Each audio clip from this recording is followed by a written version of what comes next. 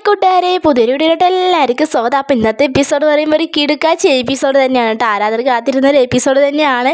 നമ്മുടെ മഹിമ ഒരു പുതിയൊരു പ്ലാനും കൊണ്ട് വന്നിരിക്കുകയാണ്. നമ്മുടെ മഞ്ജുവിനെയും ഗിരിനെയും ഹണിമൂണിന് വിടാനുള്ള ഒരു പ്ലാനും കൊണ്ട് നമ്മുടെ മഹിമ വന്നിരിക്കുകയാണ് കേട്ടോ.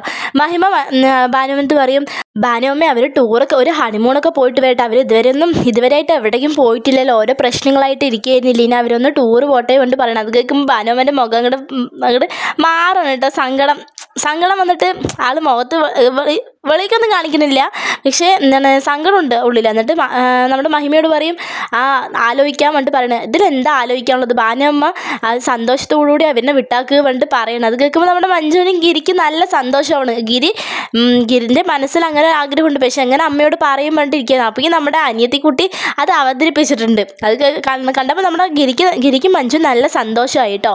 ഇനി വരാൻ പോണ ഒരു എപ്പിസോഡ് എന്നൊക്കെ പറയുമ്പോൾ നമ്മുടെ മഞ്ജുവും ഗിരിയായിട്ടുള്ള ഹണിമൂണും യാത്രകളും അങ്ങനെയൊക്കെ തന്നെ ആയിരിക്കും. എന്തായാലും ഭാനുവമ്മയ്ക്കും കുഞ്ഞാറ്റയ്ക്കും സ്വപ്നയ്ക്കൊക്കെ ഒരു അടിയായിട്ടുണ്ട് കേട്ടോ. അവർ ചെയ്തതൊന്നും നടക്കണില്ല.